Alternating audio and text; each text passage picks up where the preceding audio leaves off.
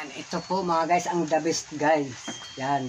Ang masasabi ko lang, hindi naman ako perfectong tao. Tumawag siya sa akin, nagchat siya sa akin, nasabi niya, kuya, gawan mo naman ako ng content sa relasyon namin. Hindi ko lang kasi magawa-gawa kasi nga, hindi ako sanay. Sabi ko pa, paano hindi sanay?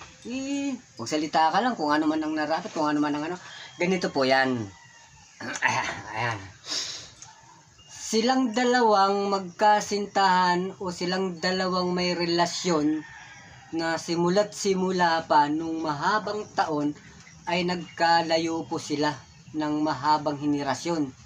Ngayon po, nagkaroon po sila ng komunikasyon, nagkumustahan po silang dalawa o sa mga may relasyon o sa mga nagsasama naman hanggang sa nagkahiwalay sila. Ganito po ang masasabi ko at mapapayo ko sa inyong dalawa. Kasi nga po, ang babae po ay nasa ibang bansa. LDR ang kanilang relasyon. Sabi nga po sa akin, kuya, sige naman yun. Ngayon, ganito yan. Ang masasabi ko lang sa inyong dalawa, makinig ka. Ngayon, ang masasabi ko lang at ang laging may papayo ko lang, ito yan. Kung talagang honest at karapat dapat, magiging honest ang bawat isa sa inyong dalawa. Kinakailangan nyo ng pag-uunawa. Kung siya man ay may pagkakamali, unawain mo. Kung ikaw man ay may pagkakamali, kailangan maunawaan niya. Kinakailangan nyo ng dalawa ng maayos na pag-uusap at maayos na pagkakaunawaan.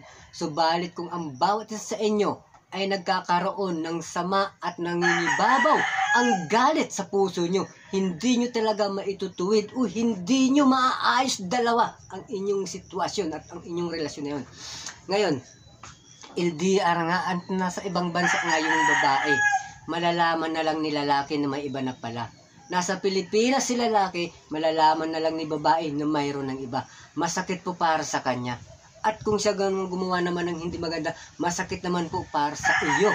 Ngayon, sino ba ang matutuwa o sino ba ang halakhak sa inyong dalawa sa ginawa nyo na pagkakamali nyo? Kaya kinakailangan nyo magkaroon kayo ng malinaw na pag-uusap at malinaw na pagkakaunawaan.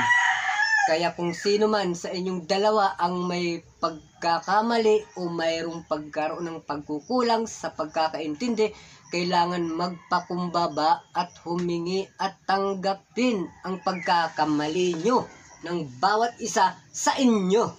Kinakailangan nyo talaga yan.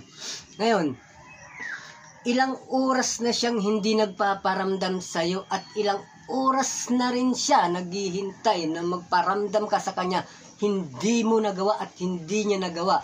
Ngayon, bukas makalawa at ilang minuto at ilang oras at ilang segundo, nag-PM siya o nag-chat siya sa iyo o nag-chat ka sa kanya na kung ano man tawagan nyo, honey, my love, so sweet, asawa ko, my dear ko, etc.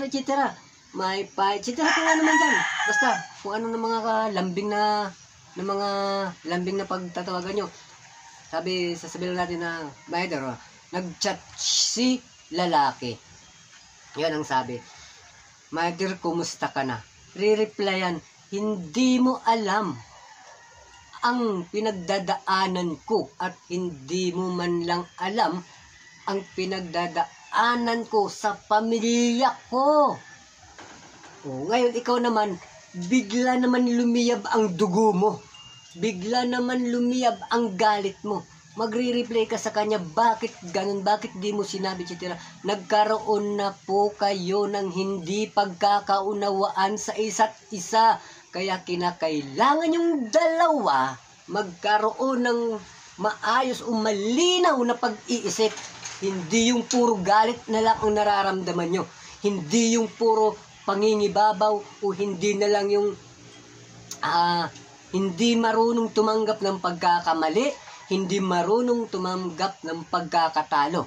Kaya kinakailangan nyo maituwid. Ngayon, sino nga ba sa inyong dalawa ang magiging matibay? Kung sinong dalawa sa inyo ang marunong magpakumbaba upang manumbalik ang pagmamahalan yung dalawa, upang hindi na tuluyan na magkalayo o masira o etc. kung ano man dyan. Kaya kinakailangan nyo magiging maayos ka sa bawat relasyon yung dalawa. Kaya gano'n na lang ang galit niya at ang galit mo sa kanya.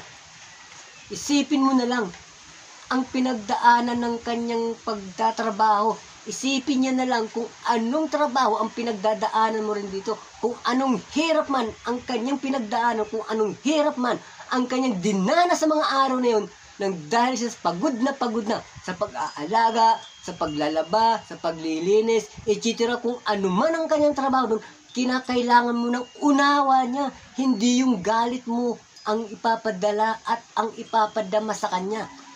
Wag na wag mong gawin yun sa kanya.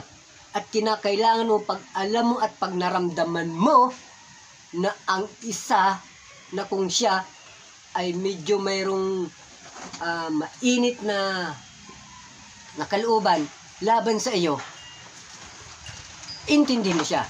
Ipaliwanag mo sa kanya. Ngayon, kung hindi man niya naintindihan na ikaw ang malawak mo na nakakaintindi, ikaw na mismo ang umintindi at hindi siya. Kung mo nakapagsalita siya na wala ka na, hindi mo alam pinagdaanan, unawain mo. Huwag ka, kalma ka lang, Brad, kalma ka lang, sis. Kinakailangan nyo ng dalawa ang maayos na pagkakaunawaan. Paano masabi? Paano mo ngayon masasabi na siya ay nagpakumbaba? Paano niya masasabi na ikaw ay nagpapakumbaba? Nang dahil nga po sa pagtatalo niyong dalawa, sa magmamataasan yung dalawa, hindi nyo naintindihan, kinakailangan na ikaw si lalaki, ikaw si babae, unawain mo at magpakumbaba ka upang hindi po mabuwag ang inyong relasyon. Dahil sa napakalayo mo, napakalayo niya. Ngayon, nagsakripisyo siya para sa iyo. Nagsakripisyo siya para sa kanyang pamilya. Nagsakripisyo siya para sa kanyang sarili. Dahil ang pangarap niya na para maiahon ka. Dahil ang pangarap mo na para maibigay mo sa kanya. Ganun lang ang pinakamagandang paraan upang kayong dalawa ay magiging maayos, na magiging buo pa rin. Hindi yung magkaroon kayo ng crack o magkaroon ng lamat. Sabi nga nila, ang salamin pag nagkaroon ng lamat, hindi na raw maduduktong. Kalokohan yan. Kayang duktungin yan. Kaya. Kaya't sa kaya. Ngayon, depende, marami. May magko-comment dyan na, ikaw nga, sige, gawin mo, pagduktungin mo nga. Madali lang. Ang usapan kasi duktong, bumili ka ng mighty band, pang dikitin mo, nabuo ulit kayong dalawa. Buo ulit yan. Pero nga lang, nagkaroon na nga lang ng marupok at hindi na matibay at hindi na matatag na kunting bagsak mo lang, na kunting sagi mo lang, kung hindi matibay ang pagkakadikit mo, kung hindi matibay ang pagano, hindi. Kailangan mong pagtibayin mo ang pagdikit. Kailangan magiging matibay at matatag at kapit na kailanman ay wala nang makakabasag o hindi na mababasag ay inyong dalawang pagmamahalan o pagkakabalikan nyo, dahil kayo nabuo ulit sa napakahabang panahon na inyong pinagdaanan, sa napakahabang panahon na hindi kayo nagkaroon ng komunikasyon, sa haba ng panahon na kailan lang kayo nagkaroon ng komunikasyon, kailan lang kayo na nagkabalikan. Kinakailangan nyo ng dalawa na magiging matatag, honest sa isa't isa. Hindi yung puro galit, puro yamang, pakumbaba ang kailangan yung gawin. Hindi yung nagmamataas. Kailangan nyo ng pakumbaba, unawa. Ganun lang. Kaya hanggang doon na lang. Kaya sa mga mag-comment lang kung ano at sasagutin ko kung tama ba ako. Dahil mas marami pang relasyon. At hindi lang kayong dalawa ang nangyari sa inyo. Mas may mabigat pa. May mabigat pa sa inyong dalawa. Tampuhan lang yan, tampuhan. Napakadaling napakadaling buuhin ulit yan. Napakadaling buuhin ulit yan. Magpakumbaba lang ang bawat isa. Hindi tulad sa mga ibang magkarelasyon na naranasan nila ang talagang mapait at sumapit sa kanilang buhay. Na darating dito sa Pilipinas, pantay ng paa ng bawat ang isa sa kanila, si babae man o si lalaki. Ganun kasakit at ganun kapait ang mawalan ng minamahal sa buhay. Kayo pa kaya, pares kayo malakas? Sa isang idlap lang, sa isang chat lang, nagkaroon ka na ng galit, nagkaroon ka na ng maghahanap ka na. ay marami pa naman dyan. Hindi ganun. Huwag ganun ang pairalin. Huwag ganun ang pairalin sa iyong kalooban. Huwag mong pairalin ang inyong emosyonal at ang inyong kayabangan. Kinakailangan mo magiging maayos, na magiging buo pa rin kayong dalawa, na magiging matatag, na kailanman na wala nang makakabuwag sa inyong dalawang magkasintahan o nagmamahalan o etc. kung anumang kayo dyan. Diba? Yan, maraming salamat nga pala sa'yo. Bye-bye.